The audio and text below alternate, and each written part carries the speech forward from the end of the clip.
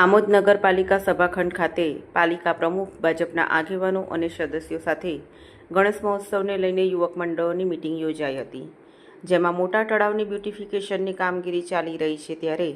શ્રીજીની પ્રતિમાઓનું વિસર્જન ક્યાં કરવું, જેને લઈ ગણેશ યુવક મંડળના આયોજકો અવઢવમાં મુકાયા હતા। જો કે આમોદ પાલિકાના પ્રમુખના જણાવ્યા મુજબ માટીની પ્રતિમાઓનું જ મોટા તળાવ ખાતે વિસર્જન કરવામાં આવશે, તેમજ તળાવનું હજુ લોકાર્પણ કરવામાં આવ્યું ન હોય પીઓપીની 5 ફૂટ સુધીની પ્રતિમાનું વિસર્જન માટે પાલિકા તંત્ર કલેક્ટર પાસે પરવાનગી માંગશે, તેમજ તંત્ર તરફથી યુવક મંડળોને પણ 5 ફૂટથી વધુ મોટી પ્રતિમા નહીં લાવવા ફરમાન કરી દેવામાં આવ્યું હતું। આ બેઠકમાં ગણેશ મહોત્સવના શોભાયાત્રાના ખાડાઓનું પુરાણ કરવું, લાઇટિંગની વ્યવસ્થા, મોટા તળાવ ખાતે તરાપર તેમજ તરવૈયાની વ્યવસ્થા કરવી, ગણેશ પંડાલો પાસે સાફ સફાઈ કરવી સહિતની ચર્ચાઓ કરવામાં આવી। આ બેઠકમાં નગરપાલિકા પ્રમુખ જલ્પાબેન પટેલ, પાલિકાના સભ્યો, આમોદ શહેર ભાજપમાં પ્રમુખ, મહામંત્રી સહિત યુવક મંડળના આયોજકો હાજર રહ્યા હતા। અલમાસ બાદશાહ, TPN ચેનલ, આમોદ। આજ રોજ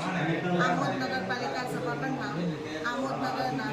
ગણેશ યુવક મંડળોના વિવિધ હોદ્દેદારો હાજર રહ્યા અને ગણેશ વિસર્જન માટે શું વ્યવસ્થા કરી શકાય તેના આયોજન અંગે ચર્ચા વિચારણા કરવામાં આવી।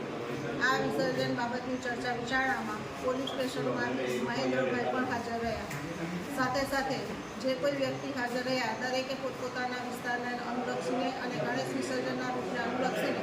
જે કંઈ ચર્ચાઓ કરી એનો આયોજનની નોંધ તૈયાર કરવામાં આવી અને ખાસ રિક્વેસ્ટ એવી કરવામાં આવી કે આમોદમાં તળાવ બ્યુટિફિકેશનનું કામ ચાલુ છે તો ગણેશ વિસર્જન કેવી રીતે કરવું એ અંગે ચર્ચા કરવામાં આવી અને તરવૈયાઓની વ્યવસ્થા તથા તરાપાની વ્યવસ્થા અંગે ચર્ચા કરવામાં આવી। ખાસ કરીને જે મૂર્તિ લાવવાની હોય છે ગણેશજીની તે માટીની મૂર્તિ લાવે એવો આગ્રહ રાખવામાં આવ્યો અને દરેક મંડળોને અનુરોધ પણ કરવામાં આવ્યો કે શક્ય હોય તો ઇકો ફ્રેન્ડલી એન્વાયરમેન્ટ ક્રિએટ થાય એવો પ્રયત્ન આપ સૌ તરફથી થાય એવી નગરપાલિકા તરફથી એક અનુરોધ કરવામાં આવ્યો અને જે કોઈ ઉપસ્થિત હતા એ બધાએ અનુરોધને સ્વીકાર્યો અને ત્યારબાદ જે કોઈ મૂર્તિ લાવવાની થાય છે એ 5 ફૂટથી વધુ મોટી મૂર્તિ ન લાવીએ એવો પણ અનુરોધ કરવામાં આવ્યો। ઘણો સમય બાકી છે અત્યારે ગણેશ વિસર્જનને, અત્યારે મિટિંગ બોલાવવાનું કારણ શું હતું?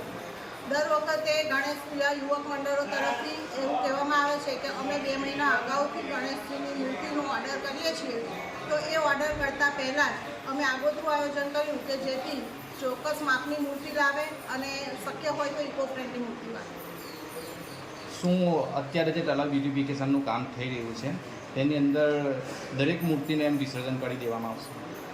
ગવર્મેન્ટની ગાઈડલાઇન મુજબ બ્યુટિફિકેશનનું તળાવ કમ્પ્લીટ લોકાર્પણ થઈ જાય ત્યારબાદ કલેક્ટરમાંથી મંજૂરી મળતી નથી પીઓપીની મૂર્તિના વિસર્જન માટે। તેવા સંજોગોમાં હજી આપણે તળાવનું લોકાર્પણ તો થયેલ નથી, પણ છતાંય એક ઇકો ફ્રેન્ડલી એન્વાયરમેન્ટ ક્રિએટ થાય એટલા માટે એવો આગ્રહ રાખીએ છીએ કે સૌ ગણેશજીની પ્રતિમા માટીની બનાવે તો વધુ સારું। આજની મિટિંગની અંદર સૌનો સહકાર મળ્યો તે બધું શું છે?